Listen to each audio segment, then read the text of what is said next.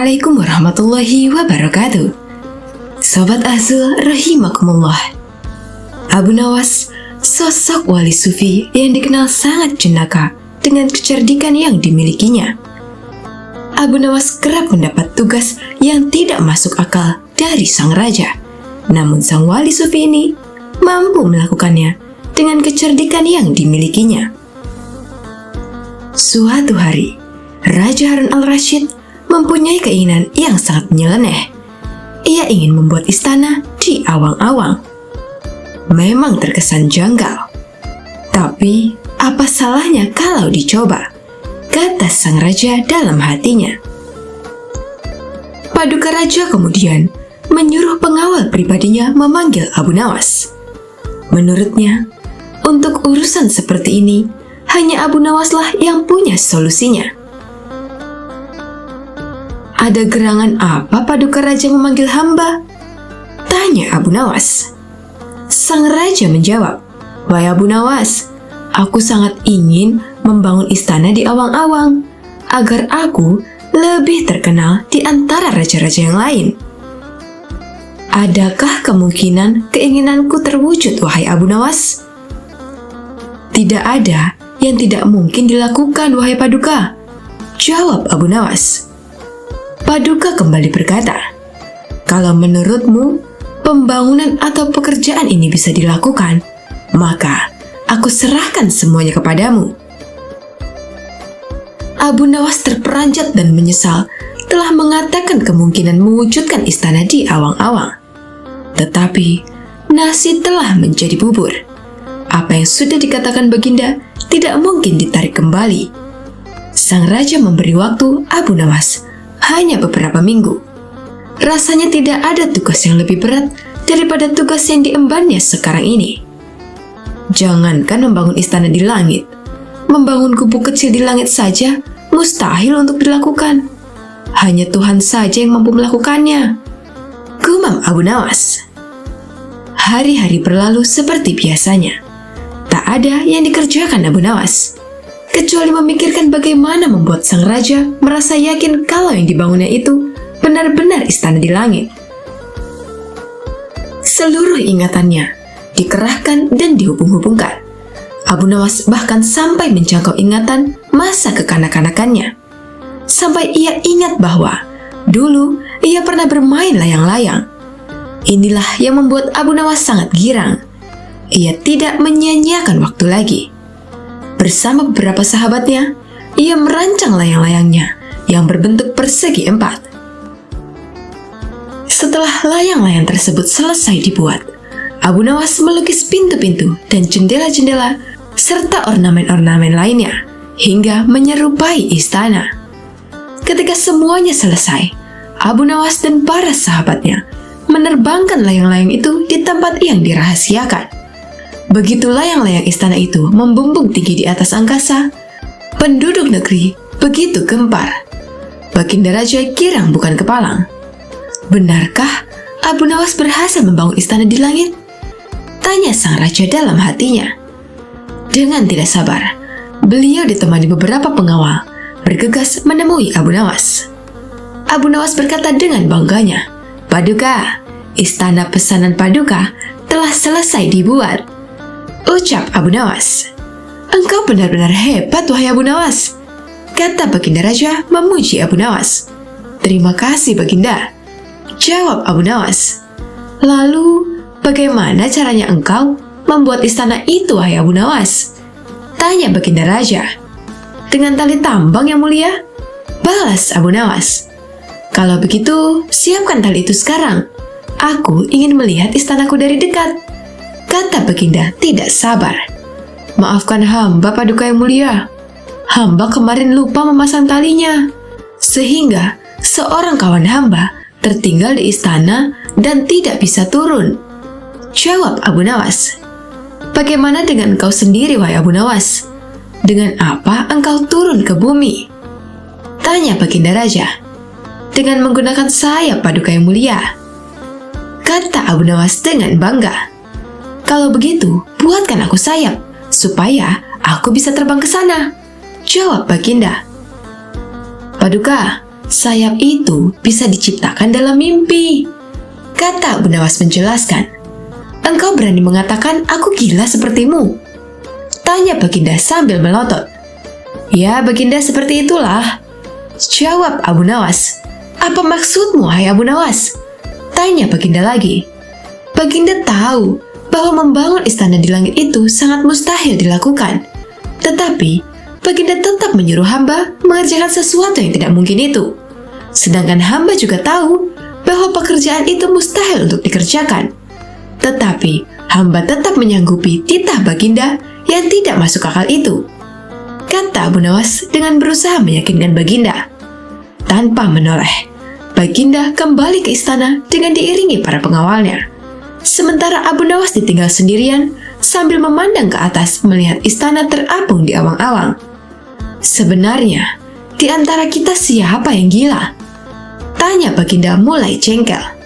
Hamba kira kita berdua sama-sama tidak waras, Baginda. Tapi, duluan yang punya ide. Jawab Abu Nawas sambil senyum tanpa ragu. Demikianlah kisah Abu Nawas membuat istana di awang-awang.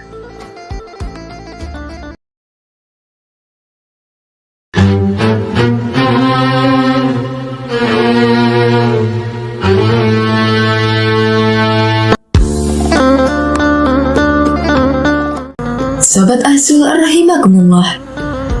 Dikisahkan, di kampung tempat tinggal Abu Nawas, ia merasa tidak lagi nyaman karena banyak umat Islam yang menumpuk-numpuk harta dengan menghalalkan segala cara.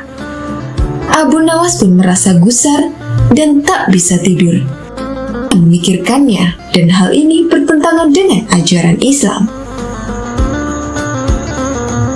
Abu Nawas memutar otak untuk mencari ide yang tepat untuk menyadarkan banyak orang. Abu Nawas sang wali sufi menemukan ide cemerlang, yaitu ide tentang sandal ajaib. Berangkatlah Abu Nawas ke pasar untuk menggelar tikar guna menjual sandal ajaibnya. Sandal ajaib, sandal ajaib! Teriak Abu Nawas berkali-kali di pasar. Sesaat kemudian, muncullah seorang pemuda yang melihat-lihat barang dagangannya. Silahkan tuan, mau cari yang apa dan bagaimana? Tanya Abu Nawas. Saya ingin mencari sandal yang bisa merubah hidup yang miskin ini menjadi kaya. Jawab pemuda tersebut penuh semangat. Apa maksudmu tuan? Tanya Abu Nawas terheran-heran. Si pemuda lalu menjelaskan bahwa sudah lama ia hidup miskin dan ingin sekali menjadi kaya raya. Saya ingin membeli barang yang bisa memberikan saya keberuntungan, kata pemuda itu. Sejurus kemudian, Abu Nawas menunjukkan salah satu sandal ajaibnya. Ia mengatakan bahwa sandal itu akan membuat penggunanya dari tak punya menjadi orang yang punya. Karena tertarik, pemuda itu akhirnya membeli sandal ajaib Abu Nawas yang harganya lumayan mahal.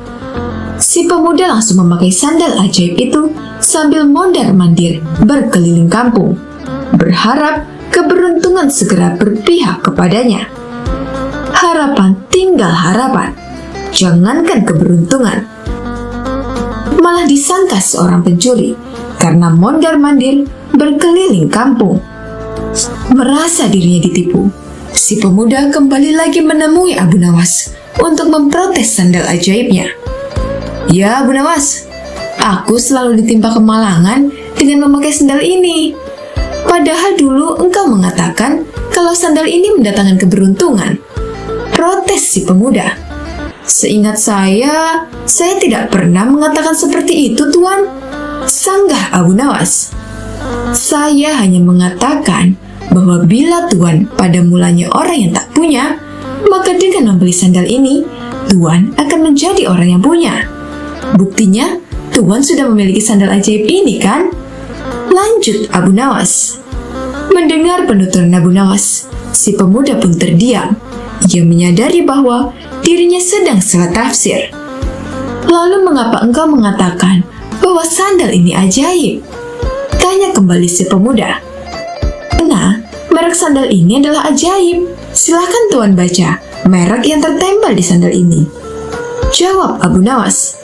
Akhirnya, pemuda itu pergi begitu saja tanpa sepatah kata pun. Tunggu tuan, saya ingin mengatakan sesuatu yang mungkin saja bermanfaat. Panggil Abu Nawas. Jangan percaya kepada barang yang ajaib, karena percaya pada sesuatu selain Allah Subhanahu wa Ta'ala bisa membuat kita syirik dan akan mendapatkan kesusahan di dunia dan akhirat kelak. Pesan Abu Nawas yang sangat luar biasa mendalam.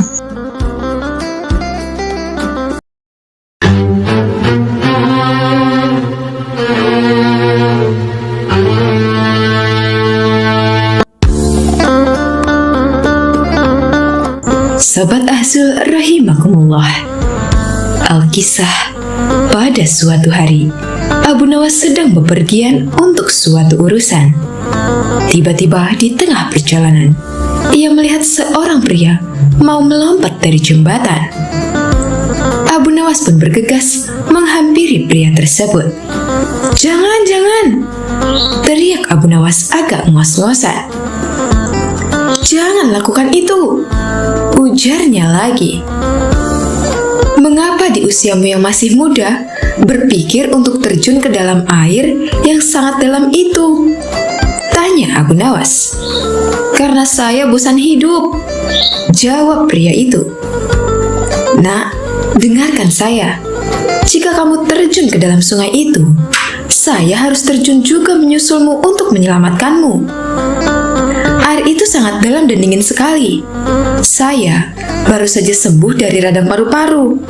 Tahu maksud saya? Saya bisa mati. Saya mempunyai istri dan anak.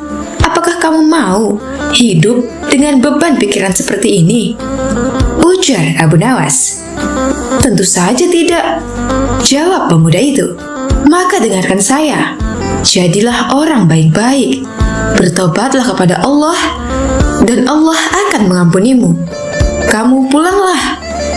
Nah, dalam kesendirianmu dan di rumahmu yang sepi itu, gantunglah dirimu," ujar Abu Nawas seraya balik kanan pergi. Pemuda itu pun meninggalkan jembatan tersebut. Dalam perjalanan selanjutnya, tiba-tiba ada seorang pria menghampiri Abu Nawas. Pria yang menemui Abu Nawas ini terkenal dengan kejahatannya. Tanpa basa-basi, pria tadi langsung bertanya kepada Abu Nawas perihal keinginannya agar bisa melihat wujud setan. "Wahai Abu Nawas, aku ingin sekali memiliki kemampuan melihat setan. Apa kau bisa mengajariku bagaimana cara melihatnya?" tanya pria bejat itu. "Tentu bisa. Tepat sekali kau bertemu denganku." Abu Nawas mengiyakan permintaan pria jahat itu dengan entengnya. "Kalau begitu, tunjukkan kepadaku," ujar pria itu. "Itu mudah sekali. Apa kau memiliki cermin di rumah?" tanya Abu Nawas. "Tentu saja punya, wahai Abu Nawas," jawab pria tadi. "Jadi begini caranya. Pandangi cerminmu betul-betul, tak butuh waktu lama. Kau akan melihat wujud setan yang ingin kau ketahui itu," jelas Abu Nawas. Pria bejat tadi berlalu sambil tertawa. "Kurang ajar kau Abu Nawas," ucapnya sambil tertawa. Demikian kisah lucu Abu Nawas yang mengubah hidup seorang pria dan menunjukkan cara melihat wujud setan kepada orang jahat. Semoga bermanfaat.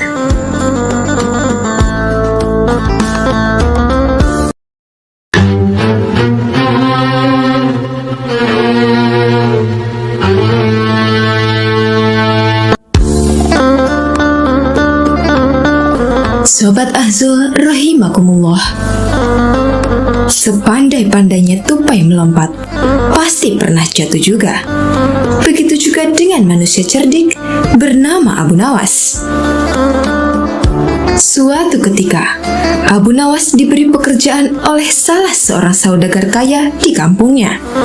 Saudagar tersebut hendak menggunakan jasa Abu Nawas saat akan membeli sejumlah keledai. "Saya ada pekerjaan buat kamu, Abu Nawas. Nanti, aku mau ke pasar beli 9 ekor keledai. Setelah itu, kamu yang saya tugaskan untuk menggiring keledai itu sampai ke rumahku," kata saudagar kaya itu. Abu Nawas mengiyakan tawaran tersebut. "Siap, saya sangat mau, Tuan," kata Abu Nawas. Akhirnya saudagar tersebut mengajak Abu Nawas pergi ke pasar untuk membeli 9 ekor keledai. Setelah selesai membeli 9 ekor keledai, sang saudagar kaya pulang duluan dan meminta Abu Nawas untuk menggiring keledai sampai rumahnya. Abu Nawas menunggangi 1 ekor keledai, kemudian mulai melakukan perjalanan dan menggiring keledai lainnya menuju rumah pemiliknya. Khawatir ada yang hilang, Abu Nawas menghitung jumlah keledai saat dalam perjalanan. Namun betapa terkejutnya ketika dia mendapati keledainya hanya 8. Tentu hal itu membuatnya sangat khawatir. Abu Nawas pun turun dan mencoba mencari keledai yang terpisah. Tetapi usahanya sia-sia saja. Abu Nawas menghitung lagi keledai sebelum menungganginya. Anehnya, keledainya lengkap 9 ekor. Akhirnya Abu Nawas menaiki seekor keledai dan kawannya lainnya ia posisikan di depan, sembari meneruskan perjalanan. Abu Nawas kembali menghitung keledainya, dan kali ini jumlahnya kembali menjadi 8 ekor. Curiga ada yang mencuri. Abu Nawas turun dan membiarkan keledai-keledai itu, sementara dirinya bersembunyi di balik pohon untuk menyelidikinya. Saat bersembunyi, Abu Nawas menghitung keledainya. Yang aneh, jumlahnya lengkap 9 ekor. Abu Nawas semakin heran. Abu Nawas menunggangi 1 ekor lagi dan meneruskan perjalanannya. Tetapi tampak di wajahnya seperti orang kebingungan. Beberapa saat kemudian, Abu Nawas bertemu dengan orang tua. "Kenapa kamu tampak kebingungan?" tanya orang tua tadi. "Bagaimana tidak bingung? Ada 1 keledai tiba-tiba menghilang. Saat kuhitung lagi, tiba-tiba muncul," kata Abu Nawas. Orang tua tadi tertawa terbahak-bahak, lalu meminta Abu Nawas turun untuk menghitungnya. Abu Nawas pun turun. Setelah dihitung, jumlahnya lengkap 9 ekor. Abu Nawas pun lega setelah mendapati keledainya lengkap. Akhirnya, Abu Nawas menunggangi 1 keledai dan melanjutkan perjalanannya. Beberapa langkah kemudian, ia kembali menghitung keledainya. Jumlahnya kembali berkurang 1 ekor. Abu Nawas kemudian berteriak minta tolong. Akhirnya, orang tua tadi menghampiri dan berkata, "Bagaimana keledaimu tidak kurang? Kamu hanya menghitung keledai di depanmu, sementara keledai yang kamu tunggangi tidak kamu hitung," kata kakek tua tadi. Mendengar jawaban itu, Abu Nawas tersenyum dan bergumam, "Secerdik-cerdiknya orang, suatu waktu pasti pernah mengalami sial." Demikian kisah lucu Abu Nawas yang lalai faham menghitung keledai. Semoga kisah ini bermanfaat. Wallahu a'lam bishawab.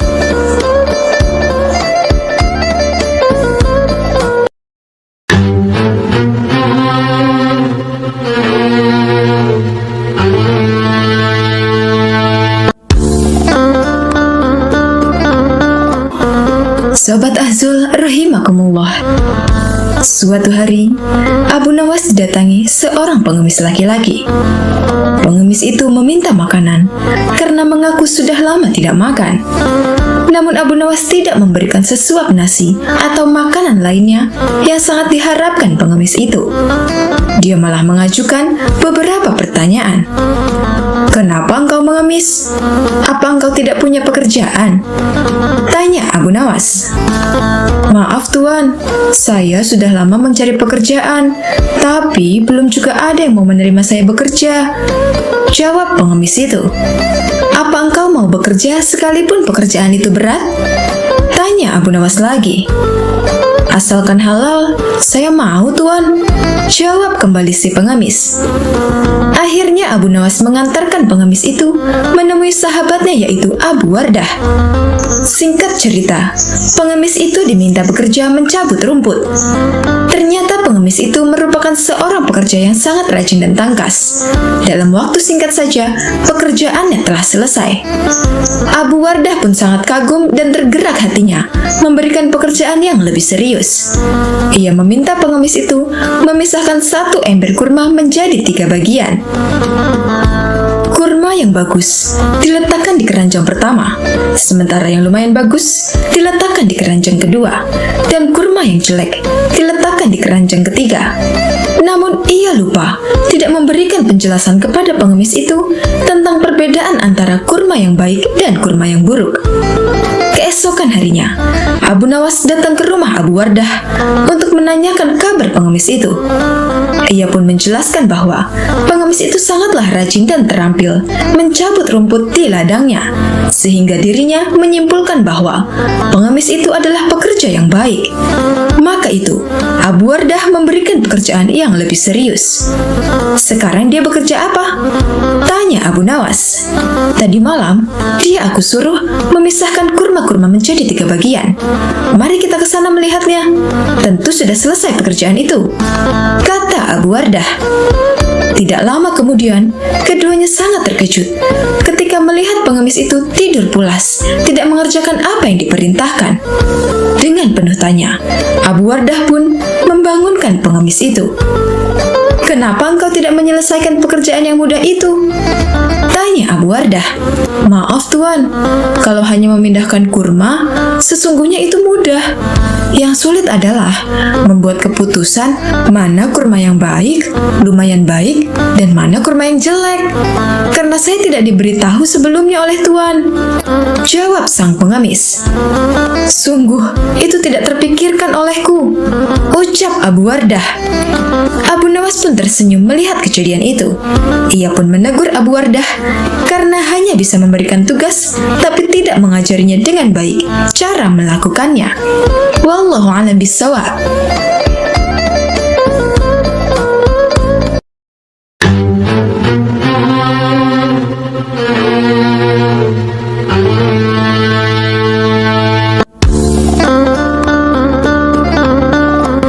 Sobat Ahzul rahimakumullah.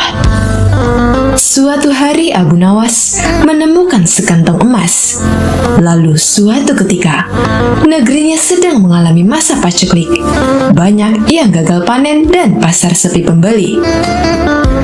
Ini tentu saja kondisi yang sangat mempengaruhi rakyatnya. Banyak warga yang mengalami kesusahan, termasuk Abu Nawas. Dia dan istrinya terkadang harus berpuasa karena tidak ada makanan.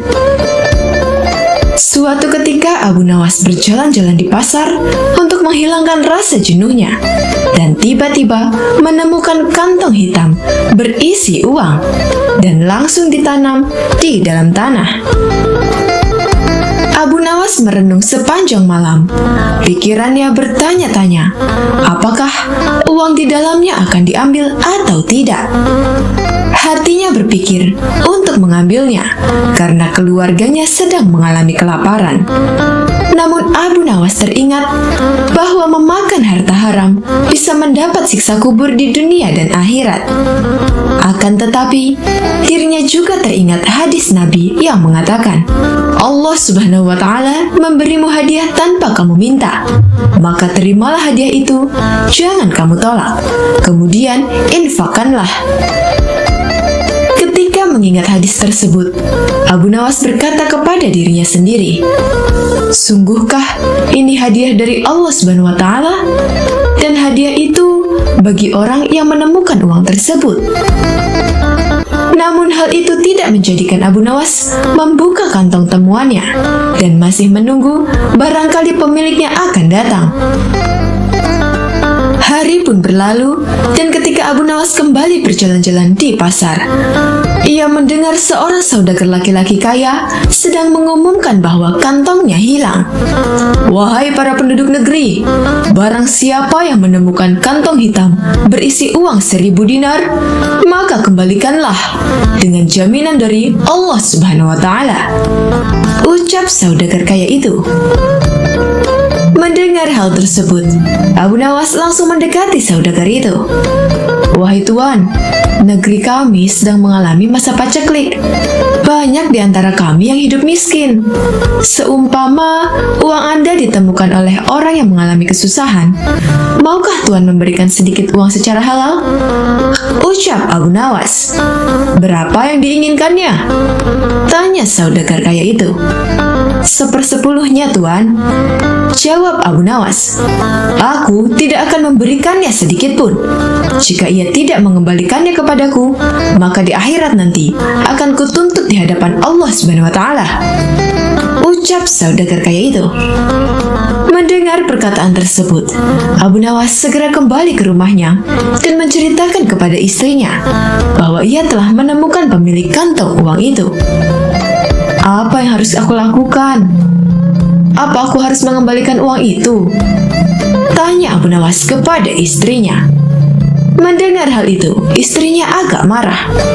"Aku dan anak-anakmu telah menderita kemiskinan bersamamu selama 50 tahun. Bahkan saat ini, kita hanya mempunyai satu pakaian dan dipakai bergantian untuk sholat. Selama hidup, kita belum makan buah dan daging. Datangilah pemiliknya, desaklah dia agar memberikan 1/10 dari uangnya itu. Jika ia tidak setuju, maka mintalah 1/100-nya. Tapi jika masih tidak setuju, maka mintalah 1/1000-nya, yang berarti menerima 1 dinar. Karena 1 dinar lebih baik daripada tidak sama sekali," ujar sang istri. Mendengar penjelasan istrinya itu, Abu Nawas lalu pergi kembali menemui saudagar kaya di pasar. "Hai Tuan, sebenarnya sayalah penemu kantong berisi uang itu. Apakah Tuan bersedia memberikan sedikit uang tersebut kepada saya? Meskipun hanya 1 dinar saja. Karena beberapa hari ini, keluarga saya belum makan, Tuan," jelas Abu Nawas. Namun saudagar kaya itu tetap pada pendiriannya untuk tidak memberikan uang tersebut. Maka diajaklah saudagar itu ke rumah Abu Nawas. Setibanya di rumah, Abu Nawas menyerahkan kantong tersebut. "Benarkah ini kantong Tuan?" tanya Abu Nawas. "Ya, benar," jawab saudagar kaya itu. Kemudian lelaki tersebut membuka kantongnya dan menghitung jumlah uangnya. Jumlahnya masih tetap utuh, yaitu 1000 dinar. Lalu saudagar kaya itu pamit pulang kepada Abu Nawas. Tapi belum juga melewati pintu keluar, tiba-tiba ia berhenti dan berkata, "Wahai orang tua, aku akan menceritakan kepadamu mengenai kantong ini. Ayahku berpesan kepadaku untuk membagikan sepertiganya kepada orang yang berhak menerimanya. Dan aku juga disuruh menjual warisan ternak lalu menginfakkannya. Sebagian lagi aku gunakan untuk pergi haji. Maka aku pun melaksanakan wasiat itu. Dan wasiat untuk membagikan sepertiga uang dari kekayaanku. Uang tersebut aku letakkan di kantong ini. Lalu aku pergi ke kota untuk mencari orang yang benar-benar miskin. Namun aku tidak menemukan seorang pun yang lebih berhak daripada Anda. Maka ambillah uang di kantong ini, Tuan. Semoga Allah Subhanahu wa Ta'ala memberkahimu," terang saudagar tersebut. Mendengar hal itu, Abu Nawas pun bersyukur pada Allah Subhanahu wa Ta'ala. Kesabaran dan kejujurannya saat menemukan uang tersebut ternyata mendapat jalan lain dari Allah Subhanahu wa Ta'ala. Ternyata saudagar kaya tersebut tidak hanya memberikan 1/100 yang dimintanya, melainkan semua uang yang ada di kantong tersebut.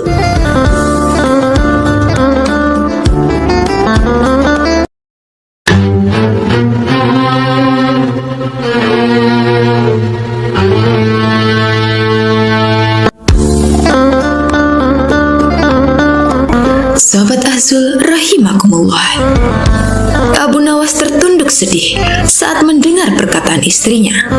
Tadi pagi, atas perintah langsung dari raja, beberapa pengawal kerajaan membongkar dan menggali rumahnya dengan cara paksa. Istrinya memberitahukan Abu Nawas bahwa perintah untuk menggali rumahnya itu disebabkan karena raja bermimpi di bawah rumah Abu Nawas terdapat emas dan permata yang tak ternilai harganya. Tetapi setelah digali, ternyata emas dan permata itu tidak juga ditemukan. Yang membuat Abu Nawas kesal dan bersedih adalah Baginda Raja tidak meminta maaf kepadanya. Bahkan tidak ada ganti rugi atas kerusakan yang telah dibuat orang-orang kerajaan. Lama Abu Nawas berpikir, tapi belum juga ia menemukan cara yang tepat untuk membalas perbuatan raja. Makanan yang dihidangkan oleh istrinya tidak dimakan. Malam pun tiba, tapi Abu Nawas tetap tidak beranjak dari tempat semula. Keesokan harinya, Abu Nawas melihat lalat-lalat mulai menyerbu makanan Abu Nawas yang sudah basi. Tiba-tiba, ia tersenyum gembira. Abu Nawas berkata pada istrinya, "Tolong ambilkan kain penutup makananku dan sebatang besi." "Untuk apa?" tanya istrinya bingung. "Aku akan membalas perbuatan raja yang seenaknya merusak rumah kita," jawab Abu Nawas. Dengan wajah berseri-seri, Abu Nawas berangkat menuju istana. Tiba di istana, Abu Nawas memberi salam hormat dan berkata kepada raja, "Maaf Baginda, aku menemuimu untuk mengadukan perlakuan tamu-tamu yang tak diundang. Mereka memasuki rumahku tanpa izin dan berani memakan makananku." "Siapakah tamu yang tak diundang itu, wahai Abu Nawas?" tanya sang raja. "Lalat-lalat ini Baginda," kata Abu Nawas sambil membuka penutup piringnya. "Kalau bukan kepadamu, kepada siapa lagi aku harus mengadukan ketidakadilan ini?" lanjut Abu Nawas. "Keadilan seperti apa yang kamu inginkan dariku?" tanya Baginda Raja. "Aku hanya ingin mendapatkan izin tertulis dari Baginda untuk bisa menghukum lalat-lalat ini," jawab Abu Nawas. Meskipun terdengar aneh, tapi Baginda tidak bisa menolak permintaan Abu Nawas. Karena saat itu para menteri sedang berkumpul di istana. Baginda Raja merasa malu jika menolak permintaan rakyatnya. Dengan terpaksa, Raja akhirnya membuat surat izin yang isinya memperbolehkan Abu Nawas untuk memukul lalat-lalat itu dimanapun mereka hinggap. Tanpa menunda-nunda lagi, Abu Nawas segera mengusir lalat-lalat dari piringnya. Lalat-lalat itu terbang dan hinggap di sana dan sini. Dengan tongkat besi yang sudah sejak tadi dibawanya, Abu Nawas mulai mengejar dan memukul lalat-lalat itu. Seekor lalat hinggap di kaca. Abu Nawas pun memukul kaca itu hingga pecah. Begitupun dengan lalat-lalat lain yang menempel di vas bunga dan patung hias. Abu Nawas memukulkan tongkat besinya ke segala arah, sehingga sebagian perabotan istana pun menjadi hancur. Bahkan, Abu Nawas nekat memukul lalat yang kebetulan hinggap di guci sang raja. Sang raja pun tak bisa berbuat apa-apa kecuali menyadari kesalahannya karena telah merusak rumah Abu Nawas. Setelah merasa puas, Abu Nawas pun pamit pulang. Kini, barang-barang kesayangan Baginda Raja telah hancur lebur. Bukan itu saja, Raja juga merasa malu. Ia sadar betapa kelirunya berbuat semena-mena kepada Abu Nawas. Abu Nawas yang selalu lucu dan sering menghibur banyak orang itu, ternyata bisa sangat marah kepada orang yang mengganggunya. Sementara itu, Abu Nawas pulang dengan perasaan lega. Ia sudah tidak sabar ingin bercerita kepada istrinya tentang apa yang baru saja ia lakukan di istana.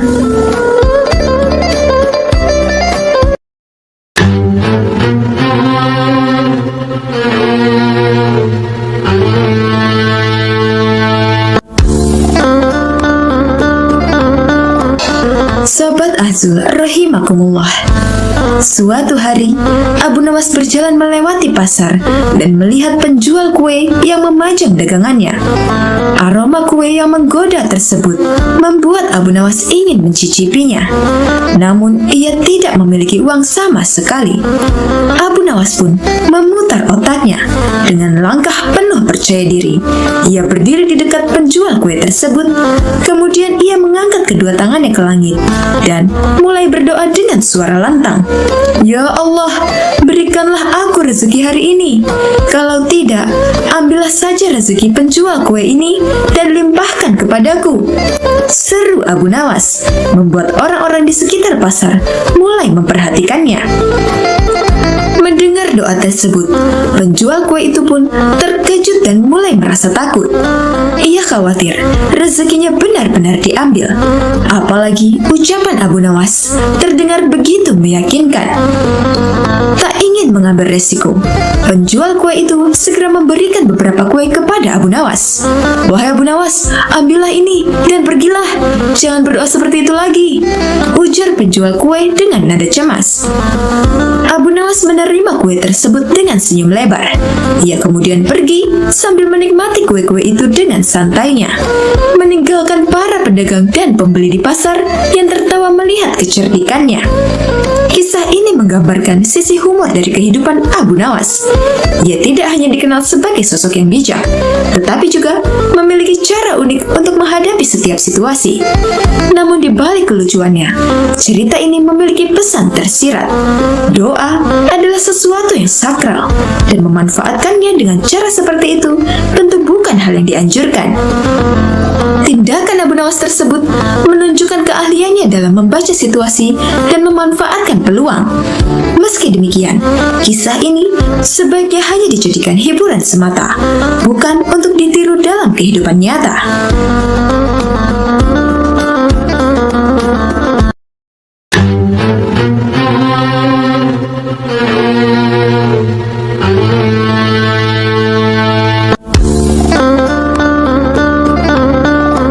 Sobat Ahzul rahimakumullah, Abu Nawas adalah tokoh sufi yang terkenal pada saat pemerintahan Raja Harun al-Rashid.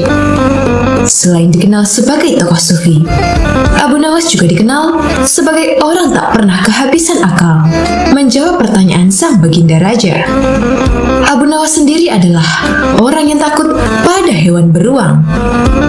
Saat itu, Abu Nawas diminta oleh sang raja berburu beruang bersamanya. Padahal sang baginda raja sudah tahu bahwa Abu Nawas sangat takut dengan beruang. Namun pada saat itu, siapa saja yang tidak melaksanakan perintah baginda raja, maka akan mendapatkan hukuman. Abu Nawas pun bingung karena tidak dapat menolak permintaan dari baginda raja. Dalam perjalanan menuju hutan untuk berburu beruang, tiba-tiba cuaca menjadi mendung. Dengan segera, baginda pun memanggil Abu Nawas, dan Abu Nawas mendekati baginda raja.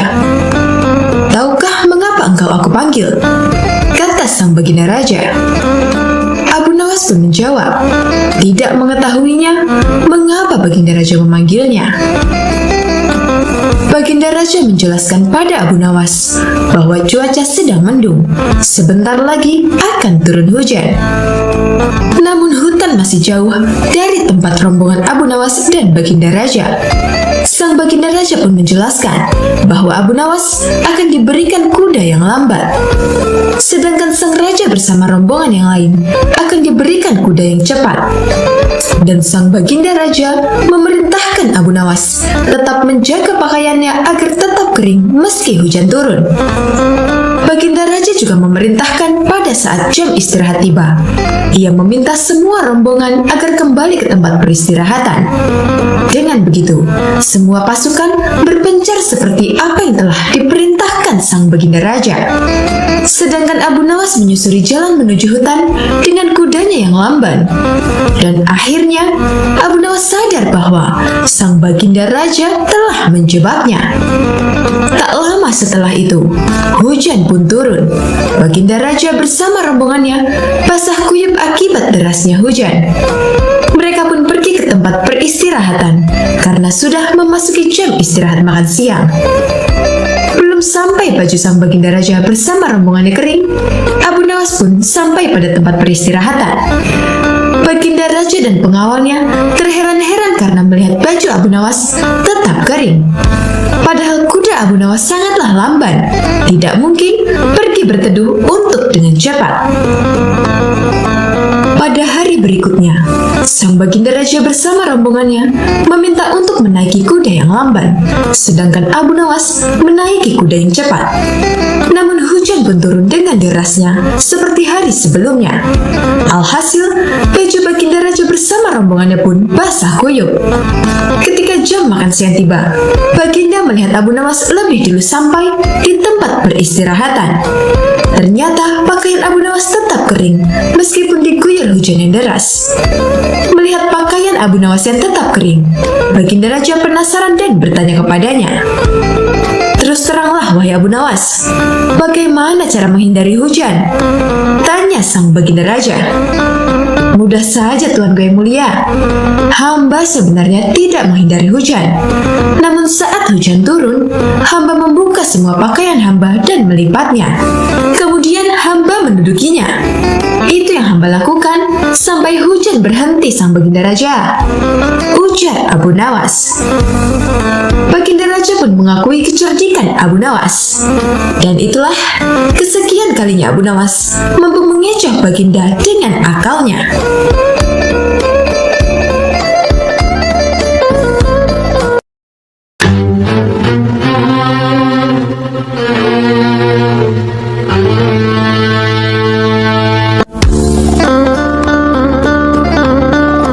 Sobat Azul rahimakumullah, Abu Nawas selama hidupnya syarat akan cerita lucu dan menghibur.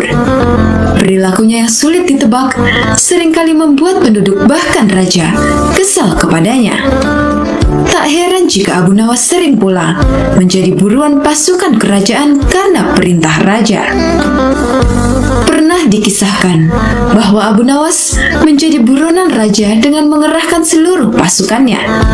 Namun Abu Nawas saat itu lolos dan berpesan pada istrinya jika meninggal dunia agar dimaafkan oleh sang raja.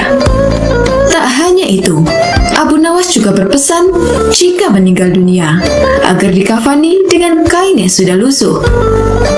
Singkat cerita, ketika Abu Nawas benar-benar telah meninggal dunia, istrinya mengabulkan permintaannya dengan mengkafaninya menggunakan kain yang sudah lusuh.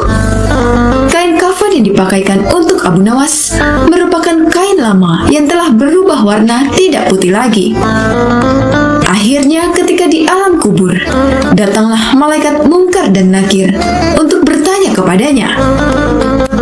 Saat itu pula, langsung malaikat Munkar dan Nakir bertanya kepada Abu Nawas tentang siapa Tuhanmu.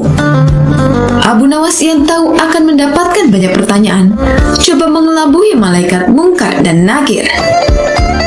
Dia berkata kepada malaikat Munkar dan Nakir bahwa dirinya merupakan mayat lama yang tentunya sudah ditanya demikian. Abu Nawas berkata sambil menunjukkan kain kafannya yang sudah lusuh, pertanda dirinya adalah mayat lama. Malaikat pun bingung. Jika melihat kain kafan Abu Nawas, memang sudah seperti mayat lama. Namun anehnya, jika malaikat Munkar dan Nakir melihat kuburnya, sangat jelas dia merupakan mayat baru karena galian tanahnya masih baru. Akhirnya malaikat Munkar dan Nakir pun pergi meninggalkan Abu Nawas untuk mencari mayat baru yang lain. Demikianlah kisah lain tentang Abu Nawas yang mengelabui malaikat Munkar dan Nakir.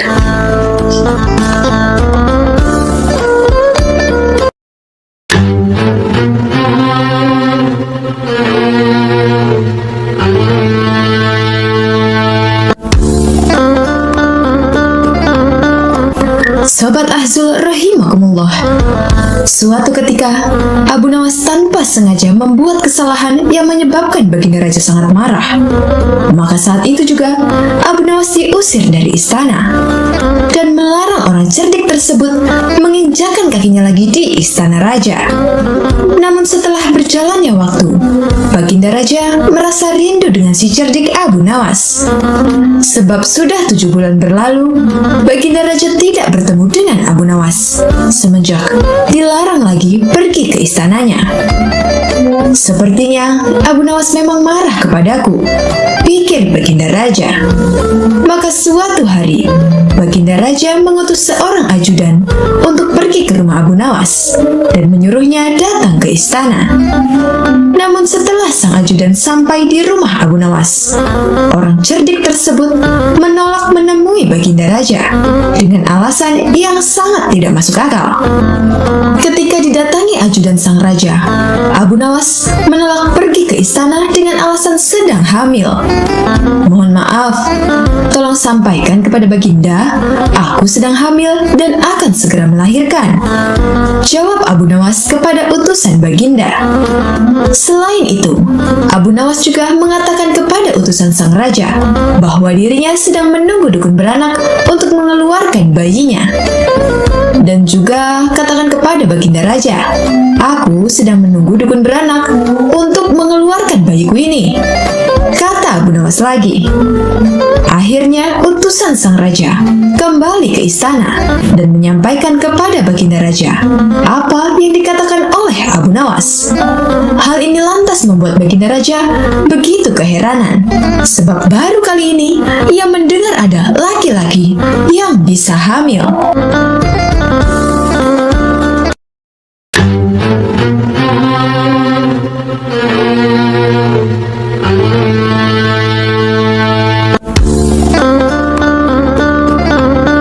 Sobat Asul rahimakumullah, berikut ini adalah kisah ketika Abu Nawas diminta untuk menjadi qadhi atau hakim oleh Raja Harun al-Rasyid. Namun Abu Nawas tidak mau diangkat. Akhirnya dia bisa menolak permintaan raja dengan cara yang sangat cerdik. Adapun kisahnya adalah sebagai berikut. Suatu hari, Raja Harun al-Rasyid mengadakan rapat dengan para menterinya untuk mengangkat Abu Nawas menjadi hakim. Apa pendapat kalian mengenai Abu Nawas yang hendak kuangkat menjadi hakim? Kata raja. Melihat keadaan Abu Nawas yang semakin parah otaknya, maka sebaiknya tuanku mengangkat orang lain saja untuk menjadi qadhi, jawab sang menteri.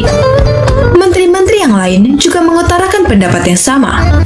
Tuanku, Abu Nawas telah menjadi gila, karena itu dia tak layak menjadi qadhi, tambah yang lain. Baiklah, kita tunggu dulu sampai 21 hari, karena bapaknya kan baru saja mati. Jika tidak sembuh-sembuh, kita mencari qadhi yang lain saja, jawab sang raja. Namun setelah 1 bulan berlalu, Abu Nawas masih dianggap gila.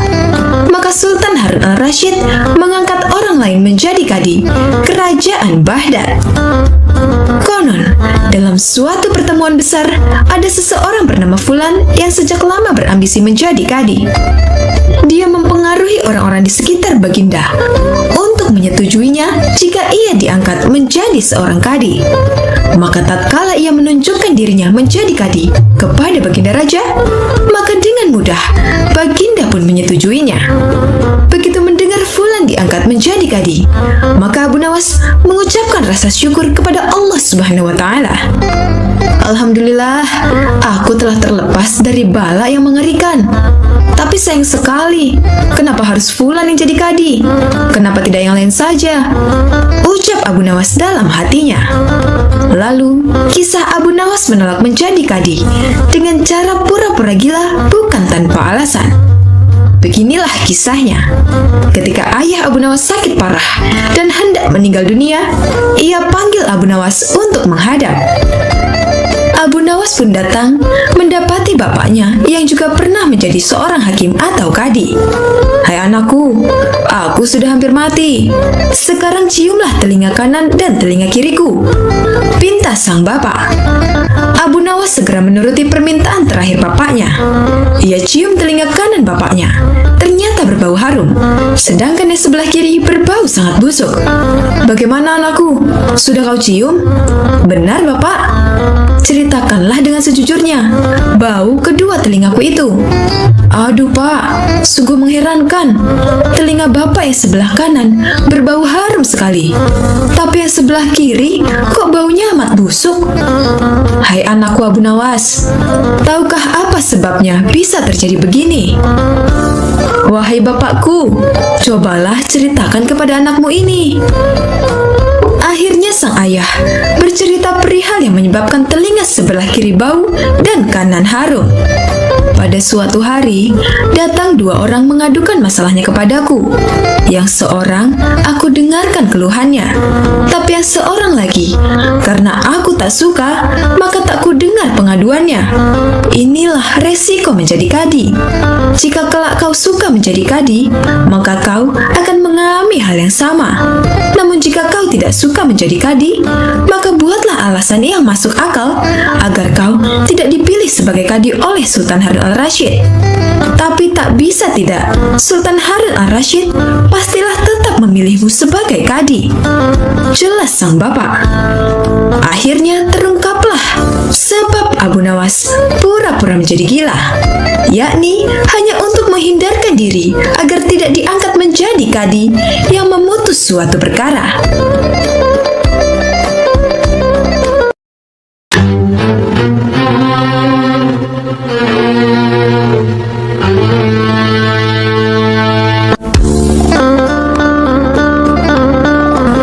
Sobat Ahzul rahimakumullah, Abu Nawas yang kita kenal merupakan tokoh jenaka yang sering membuat raja jengkel. Banyak ide-ide cemerlang yang sering dia keluarkan untuk bisa membuat orang lain, bahkan raja, terkelabuhi. Bahkan tak jarang juga, Abu Nawas mampu memecahkan persoalan-persoalan yang dialami oleh baginda raja. Dikisahkan bahwa raja sempat kesal kepada Abu Nawas. Namun, kebingungan bagaimana caranya agar bisa menghukum Abu Nawas. Akhirnya raja menemukan ide, yakni jika dengan mencari ulama atau orang pintar untuk menandingi Abu Nawas. Konon, didapatlah ulama tersebut yang kemudian mematahkan ramalan Abu Nawas tentang kematian raja. Singkat cerita, raja yang dibantu ulama tersebut menyiapkan segala sesuatu untuk menangkap Abu Nawas. Hingga akhirnya Abu Nawas terjerembab pada siasat ulama tersebut yang membuat Abu Nawas melakukan kesalahan. Abu Nawas pun akhirnya ditangkap dan dimasukkan ke dalam sel hukuman untuk dihukum panjung. Sesaat lagi Abu Nawas akan dihukum mati. Sahabat dan orang-orang yang pernah ditolong Abu Nawas merasa bersimpati. Namun derai air mata mereka tidak akan mampu menghentikan hukuman mati pada Abu Nawas.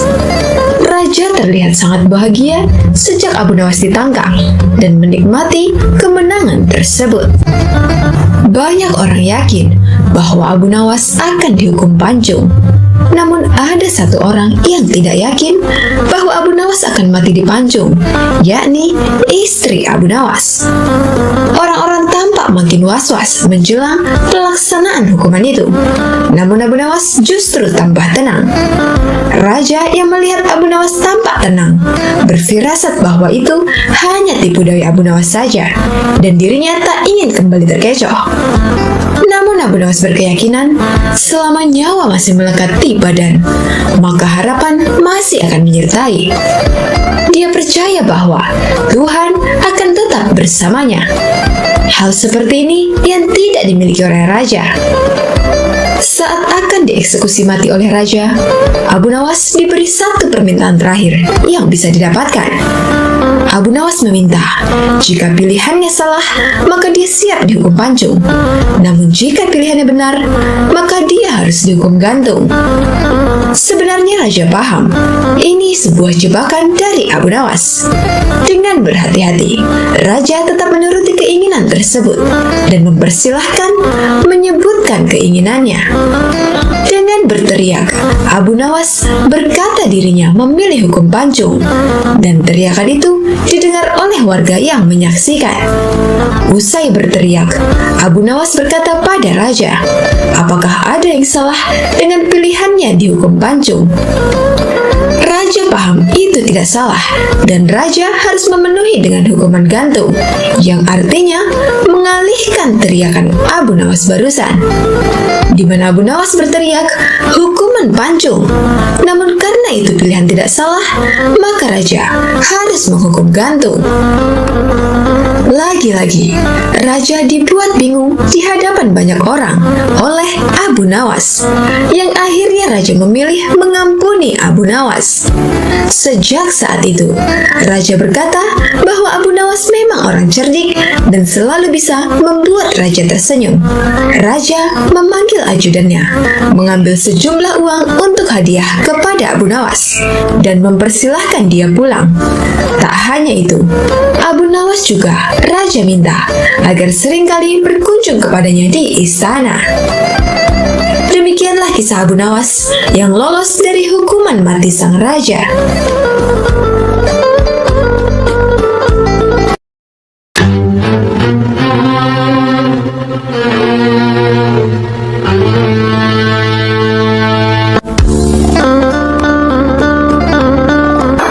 Sobat Azul rahimakumullah, siapa yang tidak kenal sosok penyair ternama dari kalangan bangsa Arab ini?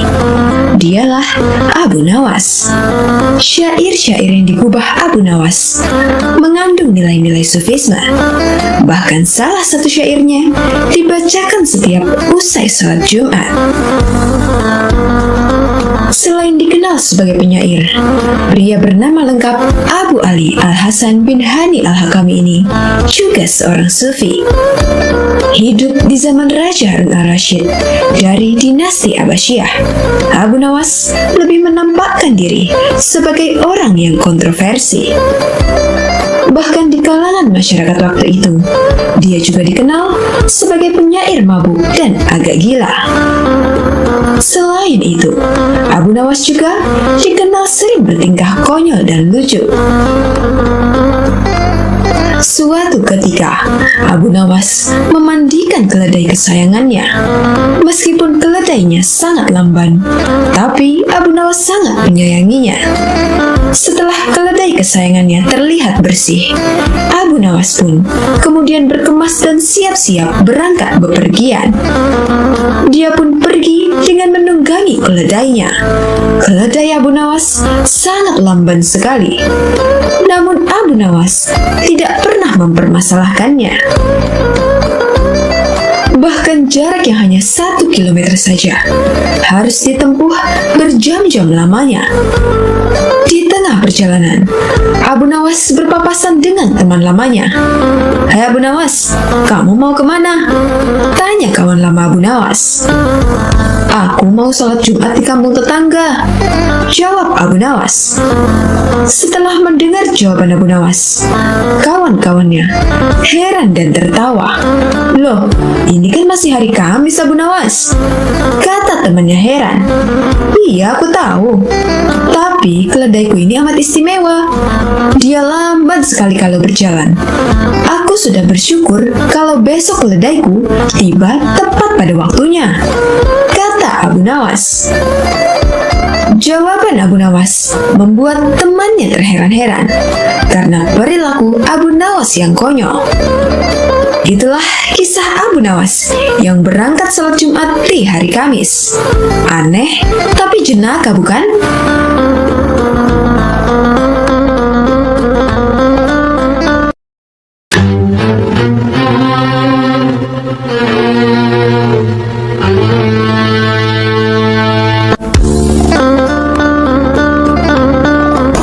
Sobat Azul rahimakumullah, banyak yang mengenal Abu Nawas sebagai orang yang sering bertingkah lucu dan konyol.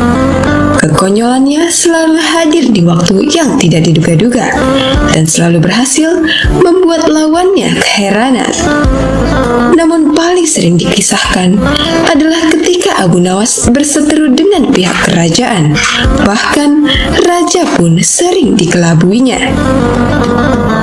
Abu Nawas memiliki kegiatan atau kebiasaan mencari kayu bakar setiap harinya ke hutan. Suatu hari, ketika di hutan, Abu Nawas melihat seekor tupai yang melompat-lompat di dekatnya. Karena merasa heran, karena baru pertama kali melihat, Abu Nawas pun mencoba untuk memburunya. Setelah cukup lama memburunya, akhirnya Abu Nawas berhasil menangkap tupai tersebut. Setelah itu, Abu Nawas membungkusnya dengan karung dan kembali pulang ke rumahnya.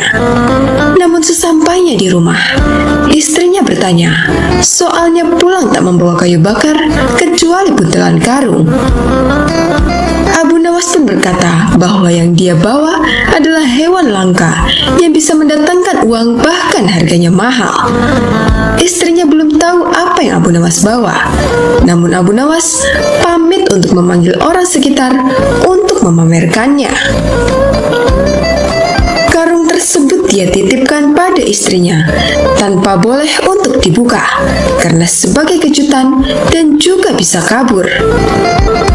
Ketika Abu Nawas pergi, istrinya tetap penasaran lalu diam-diam membukanya hingga akhirnya tupai itu keluar. Karena takut ketahuan Abu Nawas, istrinya pun mensiasati dengan mengisi karung tadi dengan gandum. Abu Nawas kemudian datang bersama rombongan warga dan tokoh sekitar untuk melihat hewan yang dibilangnya langka tersebut. Setelah dibuka, ternyata istrinya hanya gandum, bukan tupai yang ditangkapnya waktu di hutan.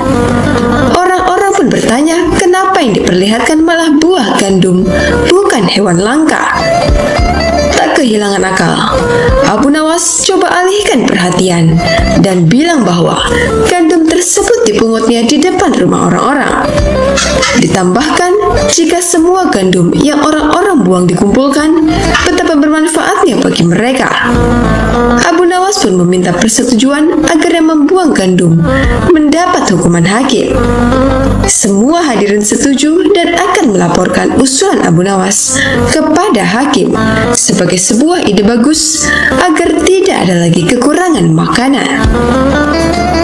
Akhirnya Abu Nawas merasa lega karena mampu mengecoh rombongan tersebut. Namun tetap heran kenapa karungnya malah berisi gandum. Keesokan harinya, Abu Nawas kembali mencari kayu bakar ke hutan dan lagi-lagi bertemu dengan tupai tersebut. Dengan rasa heran dan kesal, Abu Nawas berkata, "Dasar binatang hantu yang bisa menjelma menjadi gandum," ujarnya saat tupai tersebut melintas di dekatnya.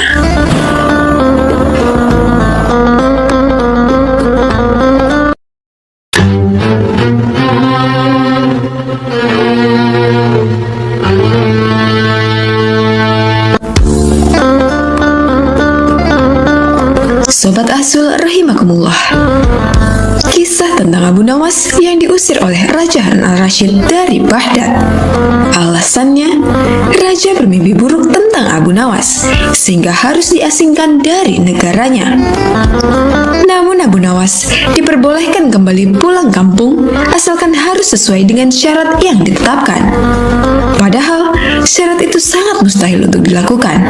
Namun bukan Abu Nawas bila tidak bisa melawan kemustahilan itu. Suatu malam, baginda Raja Harun al-Rasyid mengalami mimpi yang sangat buruk. Akhirnya, Raja memanggil Abu Nawas untuk menjelaskan tentang mimpi tersebut. Tadi malam, aku bermimpi bertemu dengan seorang laki-laki tua. Ia mengenakan jubah putih dan berkata bahwa negeri ini akan ditimpa bencana bila orang yang bernama Abu Nawas masih tetap tinggal di negeri ini. Ia harus diusir dari negeri ini sebab orang itu membawa kesialan, kata Raja kepada Abu Nawas. Hal itulah yang menyebabkan Abu Nawas diusir dari negeri Baghdad. Abu Nawas tidak berdaya dan tak habis pikir. Dia harus meninggalkan negeri Baghdad hanya karena sebuah mimpi. Abu Nawas, kau boleh kembali ke negeri ini dengan syarat tidak boleh dengan berjalan kaki, berlari, merangkak, melompat-lompat, dan menunggang keledai atau binatang tunggangan lainnya. Jelas sang raja. Akhirnya, Abu Nawas mulai meninggalkan rumah dan istrinya dengan membawa bekal secukupnya. Istri Abu Nawas hanya bisa mengiringi kepergian suaminya dengan derayan air mata. Sudah 2 hari penuh Abu Nawas mengendarai keledainya. Bekal yang dibawanya sudah mulai menipis. Abu Nawas tidak terlalu meresapi pengusiran dirinya dengan kesedihan yang terlalu mendalam. Sebaliknya, Abu Nawas merasa bertambah yakin bahwa Tuhan yang Maha Perkasa akan segera menolongnya keluar dari kesulitan yang sedang melilit pikirannya. Bukankah tiada seorang teman pun yang lebih baik daripada Allah Subhanahu wa Ta'ala dalam saat-saat seperti itu? Setelah beberapa hari Abu Nawas berada di negeri orang, ia mulai diserang rasa rindu yang menyayat-nyayat hatinya. Rasa rindu itu semakin lama semakin menderu-deru, seperti dinginnya zamharir. Sulit untuk dibendung. Memang, tak ada jalan keluar yang lebih baik daripada berpikir. Tetapi dengan akal apakah ia harus melepaskan diri? Begitu tanya Abu Nawas dalam hati. Apakah aku akan meminta bantuan orang lain dengan cara menggendongku dari negeri ini sampai istana Baginda? Tidak. Tidak akan ada seorang pun yang sanggup melakukannya. Aku harus bisa menolong diriku sendiri tanpa melibatkan orang lain. Pada hari ke-19, Abu Nawas menemui cara lain yang tidak termasuk larangan Baginda Raja Harun al-Rasyid. Setelah segala sesuatunya dipersiapkan, Abu Nawas berangkat menuju ke negerinya sendiri. Perasaan rindu dan senang menggumpal menjadi satu. Kerinduan yang selama ini melecut-lecut semakin menggila karena Abu Nawas tahu sudah semakin dekat dengan kampung halaman. Mengetahui Abu Nawas bisa pulang kembali, penduduk negeri sangat gembira. Kabar dan desas-desus tentang kembalinya Abu Nawas segera menyebar secepat bau semerbak bunga yang menyerbu hidung. Kabar kepulangan Abu Nawas juga sampai ke telinga Baginda Raja. Baginda juga merasa gembira mendengar berita itu, tetapi dengan alasan yang sama sekali berbeda. Rakyat gembira melihat Abu Nawas pulang kembali karena mereka mencintainya. Sedangkan Baginda Raja gembira mendengar Abu Nawas pulang kembali karena beliau merasa yakin kali ini pasti Abu Nawas tidak akan bisa mengelak dari hukumannya. Namun Baginda amat kecewa dan merasa terpukul melihat cara Abu Nawas pulang ke negerinya. Baginda sama sekali tidak pernah membayangkan kalau Abu Nawas ternyata bergelayut di bawah perut keledai, sehingga Abu Nawas terlepas dari sanksi hukuman yang akan dijatuhkan kepadanya, karena memang tidak bisa dikatakan telah melanggar larangan Baginda Raja.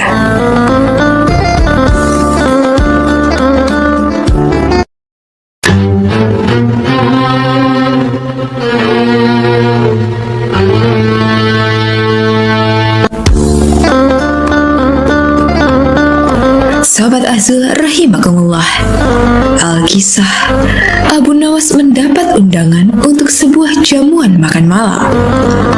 Dalam undangan tersebut, dia juga diminta mengisi tausiah agama. Abu Nawas pun datang pada jamuan makan malam itu untuk menghormati tuan rumah. Namun karena datang lebih awal, Abu Nawas mendapat tempat duduk di paling depan. Duduk di kursi itu seakan-akan Abu Nawas menjadi orang terhormat. Beberapa saat kemudian, para undangan mulai berdatangan dan disusul oleh pejabat kerajaan yang terkejut karena di kursi bagian depan diduduki oleh Abu Nawas.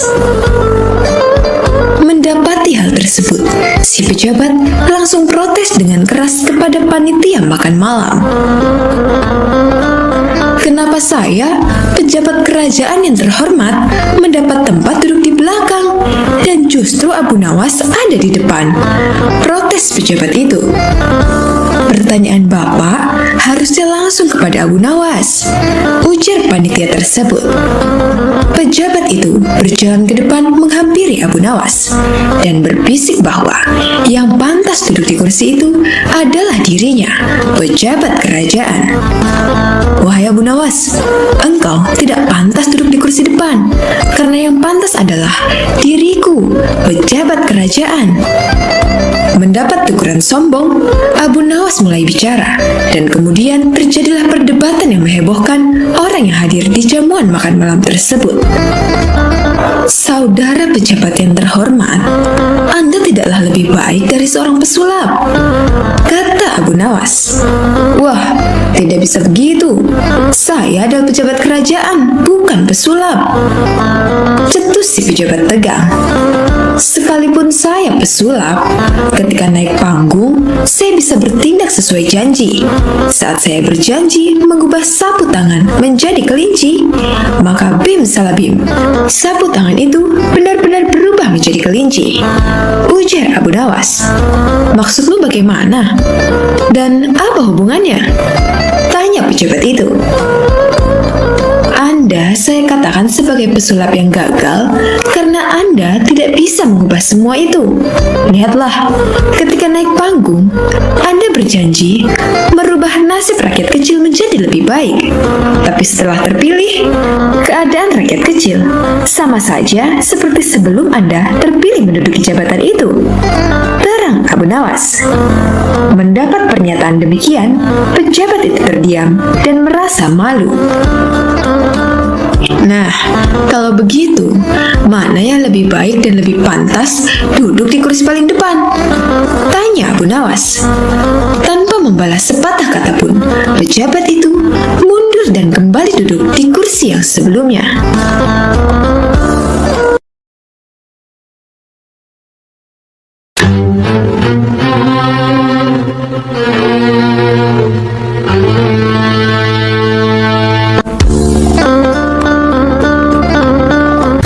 Sobat Azul rahimakumullah, Abu Nawas bertemu 3 orang cerdik. Ketika itu, ada 3 orang yang dikenal pintar dan cerdik, juga suka menantang orang-orang yang setara dengannya. Mereka pun gemar berkeliling ke banyak negeri. Ketika itu, 3 orang cerdik tersebut memasuki kampung Abu Nawas. Kemudian penduduk setempat berusaha menghalangi 3 orang itu, namun tidak tahu harus bagaimana lagi. Akhirnya, penduduk setempat melaporkannya kepada Abu Nawas, karena mereka yakin Abu Nawas bisa menandinginya. Kemudian Abu Nawas pun setuju. Dengan senang hati, ia akan mengadu kepintaran dengan 3 orang yang dikenal cerdik tersebut. Saat itu, mereka adu kepintaran di sebuah lapangan, sehingga masyarakat bisa menontonnya. Satu dari 3 orang cerdik tersebut bertanya kepada Abu Nawas, "Di mana sebenarnya pusat bumi ini, wahai Abu Nawas yang bodoh?" Disebut bodoh, Abu Nawas ternyata tidak marah, justru membalasnya dengan senyuman. Lalu ia menjawabnya dengan nada santai, "Tentu itu mudah. Pusat bumi ada di bawah kakiku." Namun ketiga orang cerdik itu tidak terima dengan jawaban Abu Nawas. Orang pertama yang bertanya kepada Abu Nawas hanya terdiam setelah mendengar jawabannya. Selanjutnya orang kedua pun bertanya, "Berapakah jumlah bintang yang ada di langit?" Ternyata pertanyaan itu hampir sama dengan yang pertama, dan sudah dipastikan Abu Nawas bisa menjawabnya dengan sangat mudah. Abu Nawas pun menjawab, "Jumlah bintang-bintang yang ada di langit sama dengan jumlah bulu keledaiku ini. Kalau tidak percaya, silakan Anda hitung saja bulu keledaiku ini. Pasti Anda akan tahu kebenarannya." Kesal dengan jawaban Abu Nawas, orang ketiga dari kawanan itu lalu mengajukan pertanyaan kepada Abu Nawas, "Anda tahu bulu keledai? Coba, berapa jumlah bulu yang ada di keledai itu?" Tanya orang ketiga tersebut. Abu Nawas hanya tertawa meledek. Ia menganggap pertanyaan dari ketiga orang ini sangat tidak kreatif, karena semua pertanyaannya sama, yakni menanyakan jumlah. Jumlah bulu ekor keledai ini sama dengan jumlah rambut yang ada di jenggot Anda. Kalau Anda tidak percaya, silakan cabut satu persatu, ucap Abu Nawas. Sadar jika bulu jenggot dicabut satu persatu itu akan sakit, maka orang ketiga itu langsung terdiam dengan jawaban Abu Nawas. Ingin membalasnya, tapi tidak tahu apa yang harus ditanyakan lagi. Karena ternyata Abu Nawas lebih cerdik dari dirinya.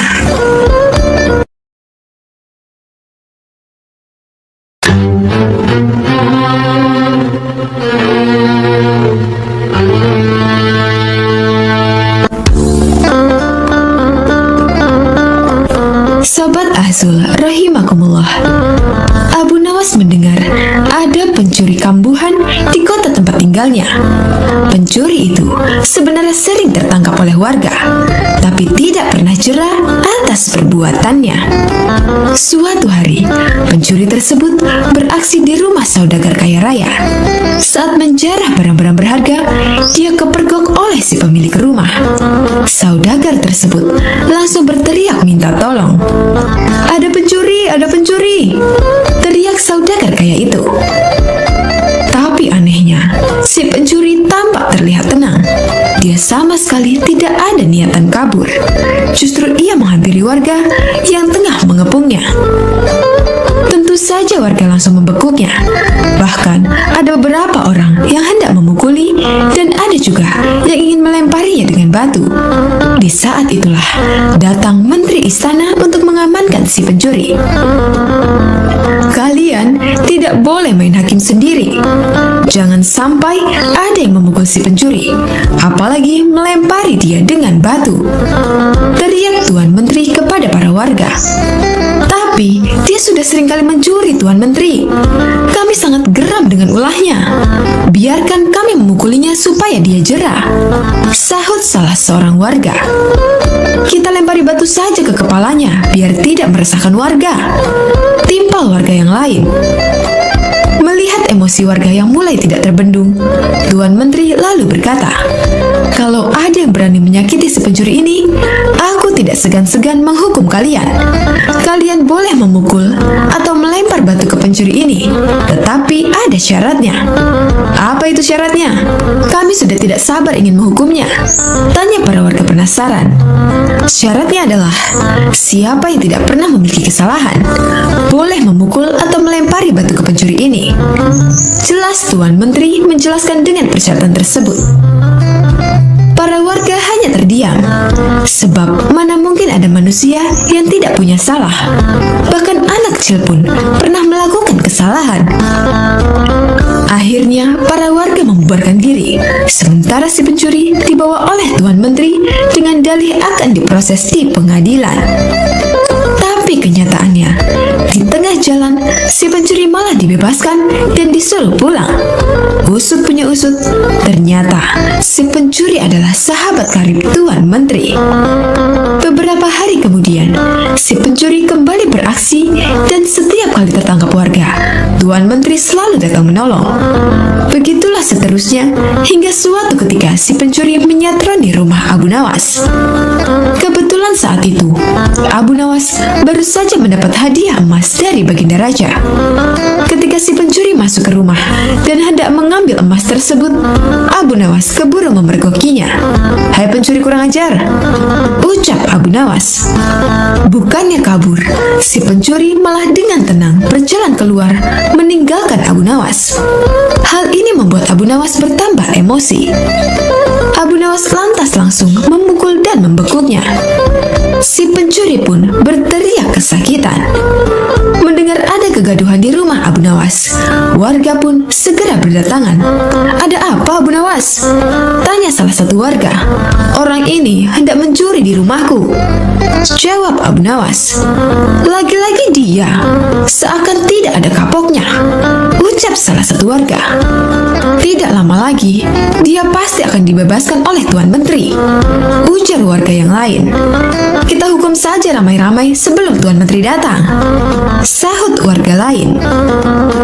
Tetapi sayangnya, niat tersebut tidak terlaksana, sebab Tuan Menteri dan para pengawal segera mendatangi rumah Abu Nawas.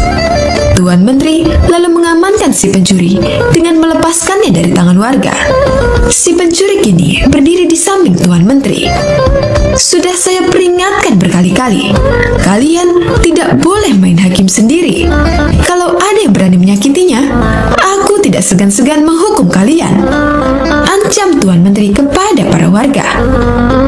Tapi bagi siapa saja yang tidak pernah memiliki kesalahan selama hidupnya, boleh memukul atau melempar batu ke pencuri ini. Ayo, silakan, bila kalian merasa sok suci, bentak Tuan Menteri. Mendengar itu, para warga pun terdiam seketika. Tapi tidak bagi Abu Nawas. Diam-diam, ia mengambil 2 batu besar, lalu dilemparkan ke arah langit secara bersamaan. Saat 2 batu tersebut kembali turun ke bawah, masing-masing mengenai kepala si pencuri dan Tuan Hakim. Sontak si pencuri langsung jatuh pingsan. Dari kepalanya keluar darah bercucuran. Begitu juga dengan Tuan Menteri. Meski tidak pingsan, dia mengalami sakit yang luar biasa.